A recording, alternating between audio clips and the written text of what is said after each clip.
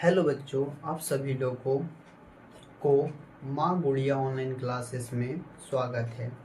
मैं आप सभी लोगों को आज हिंदी के कौन कौन से विषय, कौन कौन से पुस्तक को हम लोगों को परचेस करना पड़ेगा, उन सभी चीज़ों के बारे में हम आज जानकारी देने वाले हैं।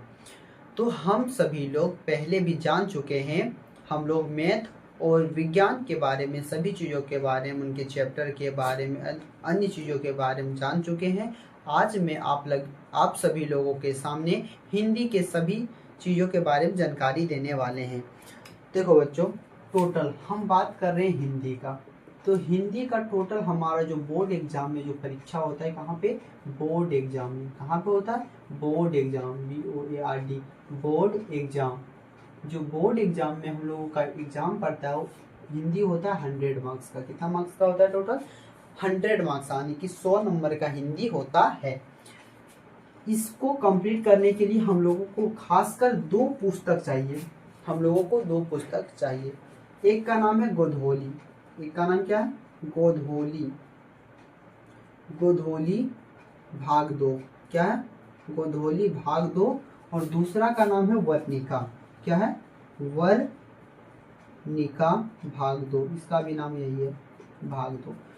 तो हम लोगों को हिंदी को कंप्लीट, और देखो ये दोनों मिला के आधा आता है बाबू, और आधा इसी में और जोड़ लो, एक व्याकरण पाठ होता है। क्या होता है? व्याकरण। सबसे ज्यादा रोल जो है सो व्याकरण का है। किसका है? व्याकरण।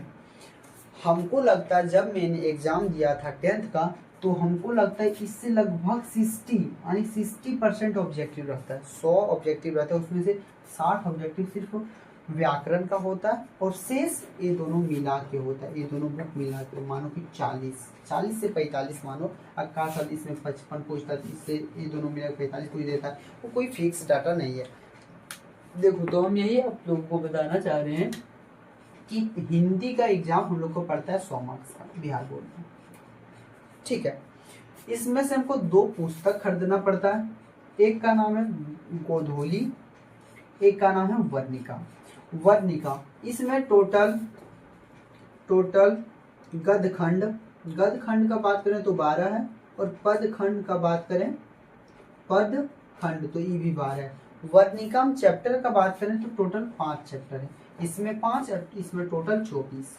और व्याकरण तो है ही।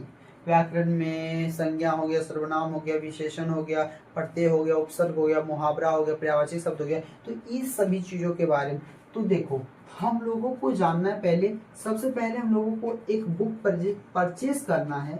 मार्केट में जाके, कोई भी मार्केट पे जाइए कि जहाँ पे पुस्तक का दुकान होता है, जहाँ पे किताब कॉपी मिलता है, वहाँ पे आप मांगिए कि क्लास 10th का गोधोली हिंदी हमको, और एक वर्णिका को ले लीजिए आप सभी लोग, और व्याकरण को भी आप लोग पढ़िए।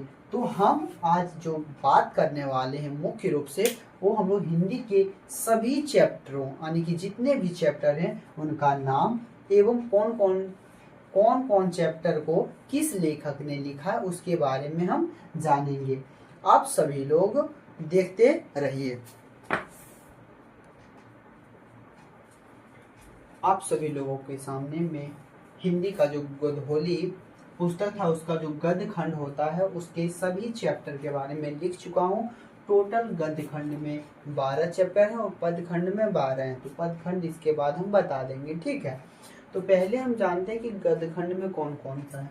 तो पहला चैप्टर का नाम है श्रम विभाजन और जाति प्रथा। श्रम विभाजन यानी कि श्रमिकों को बांटा गया काम।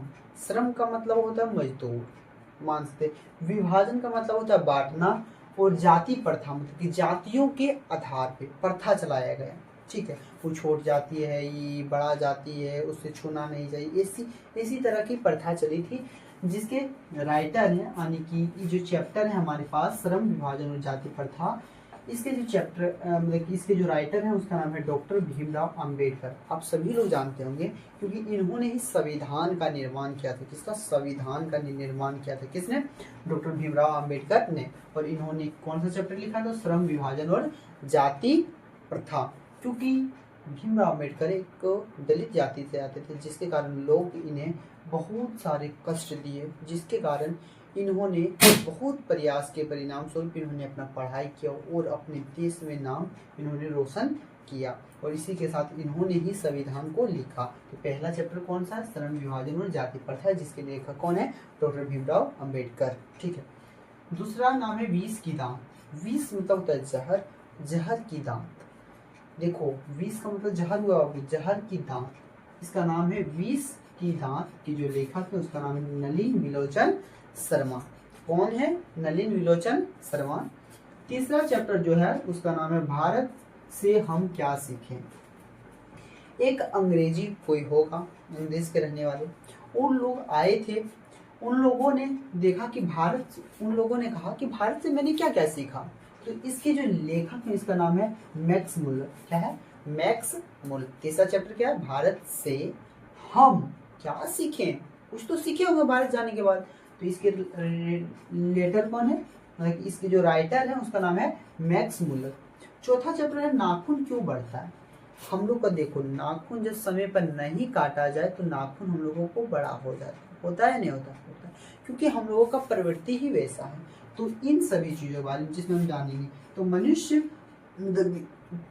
नाखून क्यों बढ़ता है, इसके जो लेखक है इसका लेखक का नाम है हजारी प्रसाद द्विवेदी। द्विवेदी क्या है? द्विवेदी। पांचवा चैप्टर है नागरी लिपि। नागरी लिपि, लिपि के बारे में पढ़ेंगे कि कैसे कैसे लिपि आया।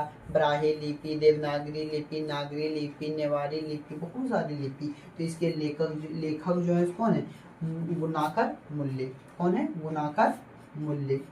छठा चैप्टर है यही कहानी है बहादुर। इसके लेखक है अम्रकांत। इसमें बहादुर नाम का एक लड़का रहता है, वह मतलब कि इसमें इस कहानी में बताएंगे बहुत अच्छा, समझे? आप सभी लोग जरूर जुड़े इसमें। सातवां चैप्टर है परंपरा का मूल्यांकन, कि परंपरा कैसे कैसे चल रहे थे इसके बारे में मूल्यांकन। तो इसके लेखक के नाम है राम विलास शर्मा। कौन है? राम विलास शर्मा। आठवां चैप्टर है जीत जीत में निखरत है। जीत जीत में निखरत है, जिसके लेखक है पंडित बिरजू महाराज। कौन है? पंडित बिरजू महाराज। ठीक है। नौवां चैप्टर का नाम है शायद आविन्यो। क्या है? आविन्यो। यहाँ पे गलती थोड़ा लिखा गया, सॉरी बच्चों। आविन्या, आविन्या, आविन्या मतलब आविन्यो होगा।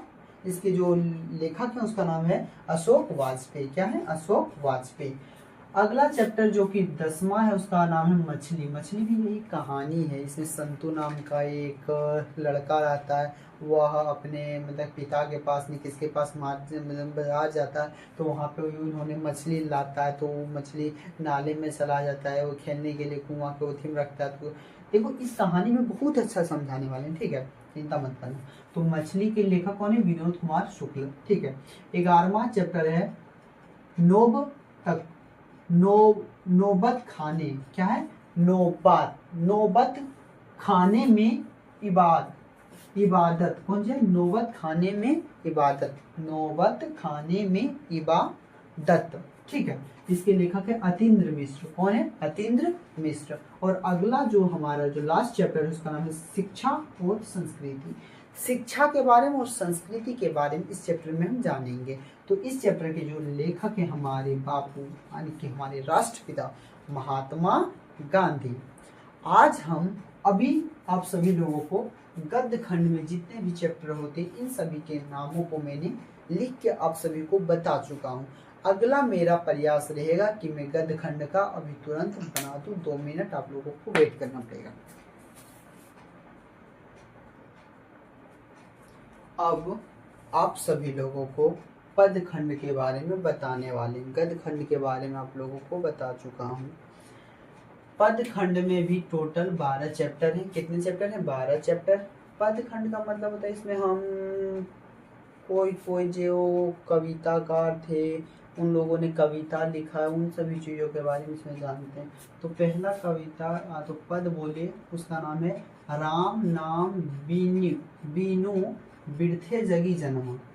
नाम क्या है? राम नाम बीनू बिरथे जगी जन्मा, जिसके कविताकार यानी कि जिसके कवि हैं गुरु नानक। कौन है? गुरु नानक जी।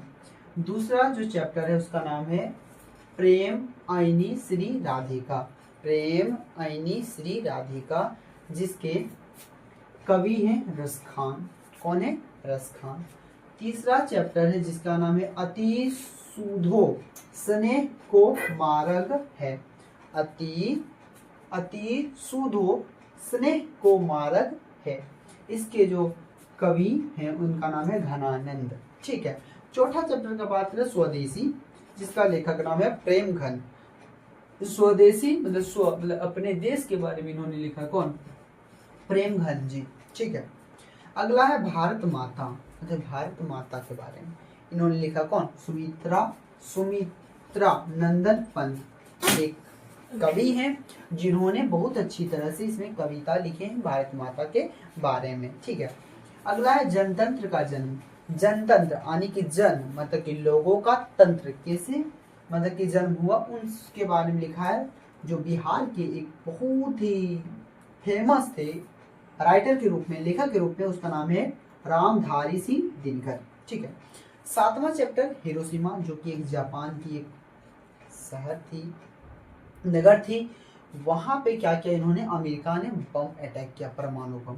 उसके बारे में अज्ञे जी यानी कि इसका पूरा नाम है सुमित्रा सचिनानंद हीरानंद वात्सानंद अज्ञे, तो उन्होंने बताया, इन्होंने अपने हिरोशिमा यानी कि जापान के जो मतलब कि जो मेन था नगर, उसके बारे में बताया था कि कैसे कैसे अमेरिका के वहाँ पे परमाणु बम मारने पर कैसे कैसे ओथी हुआ, कैसे कैसे कितना खतरनाक मतलब विस्फोट हुआ। इसके बारे में इन्होंने अपने कविता के माध्यम से बताया। कौन?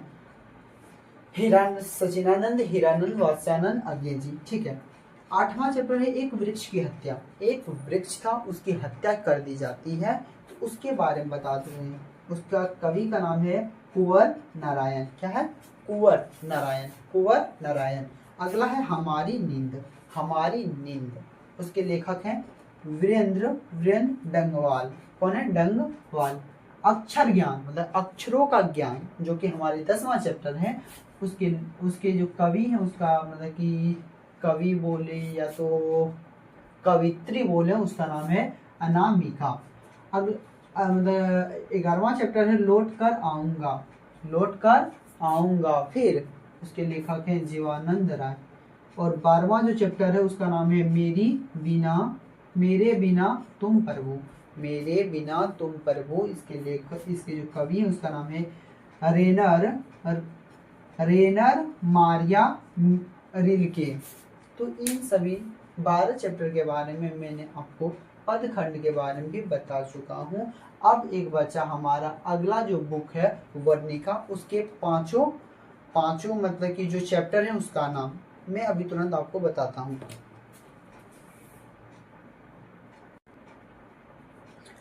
अब हम बात करने वाले हैं दूसरा पुस्तक, जिसका नाम है वर्णिका। हम लोग गोधोली के बारे में जान चुके हैं। अगला है वर्णिका, जो कि मैंने आप लोगों को पहले बता चुका हूँ। ठीक है।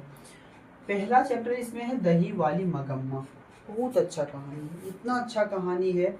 एक बूढ़ी दादी होती है, उसका एक बेटा होता है, उसकी एक बहू होती है, उसका नाम होता है नजम्मा। मगम्मा जो बूढ़ी दादी होती है वह दही को लगा के बेचा करती है। तो एक दिन वो कुछ अच्छा कहानी आपको बाद में उसको सुनाया जाएगा। ठीक है। आप सभी लोग जरूर मेरी क्लास में जब मैं लूँगा तो आप जरूर जुड़िएगा। दूसरा चैप्टर का नाम है ढहते विश्वास, यानी कि किसी का विश्वास ढह जाता है। इसमें समझा बहुत अच्छा कहानी है। लक्ष्मी नाम की एक औरत रहती है, इनके बच्चे होते हैं, कितना होते हैं पता है अभी। और उसके बाद लक्ष्मण नाम का इसका पति होता है, वह काम करता है कहीं और। बाढ़ आने के कारण बहुत लोग बह जाते हैं। ढहते विश्वास, इसके जो लेखक है उसका नाम है सात कोड़ी होता। कौन है? सात कोड़ी होता। तीसरा चैप्टर है माँ। माँ एक ऐसा चैप्टर है जिसमें आंसू आने लगता है जब पढ़ाया जाता है इसमें, तब समझ लो। माँ से याद रखना कि माँ हमेशा ईश्वर के समान होता है, इसलिए इसके लेखक कौन है? ईश्वर पेटलीकर। कौन है? पेटलीकर। चौथा चैप्टर जिसका नाम है नगर, उसके लेखक है सुजाता। इसमें भी नगर भी एक बहुत अच्छी कहानी है। इसमें भी बहुत अच्छा से समझाया गया है कि कौन नगर जाता है, देखो इन सब चीज़ों के बारे में मैं आपको सही तरह से बताएंगे, ठीक है। और पांचवा जो चैप्टर हमारा है उसका नाम है धरती कब तक घूमेगी। धरती कब तक घूमेगी, इसके जो लेखक हैं, या तो लेखक बोलिए या तो राइटर बोलिए, उसका नाम है सावरकरिया। तो मैंने आज आप सभी को हिंदी के बारे में पूरी तरह से जानकारी दे चुका हूँ। आप सभी लोगों को सिर्फ एक बचा व्याकरण, तो व्याकरण के बारे में मैं एक स्पेशल क्लास लेने वाला हूँ, क्योंकि यह वीडियो बहुत लंबा हो चुका है। इससे और लंबा करना अच्छा नहीं होगा, आप लोगों के लिए भी छोटा छोटा हम वीडियो बनाएंगे जिसमें आप सभी लोग धीरे धीरे सीख सकते हैं।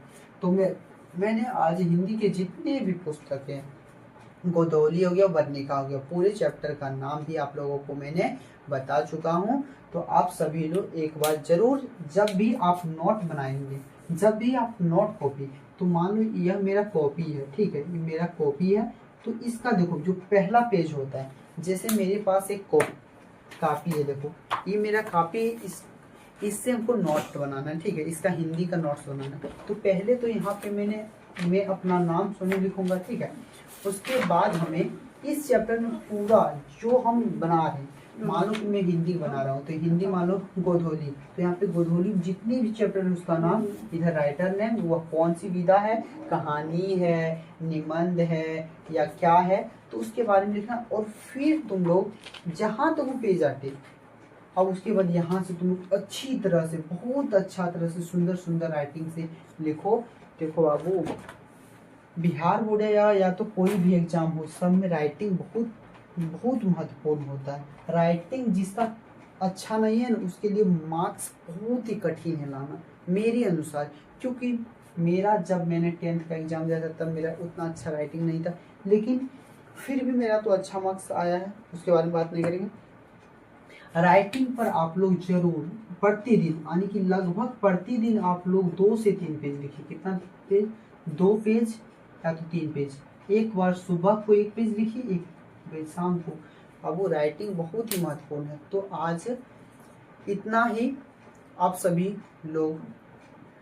लोगों को इतना देर तक वीडियो देखने के लिए दिल से शुक्रिया। इसी के साथ मैं इस वीडियो को यहीं पे समाप्त करता हूँ। जय हिंद।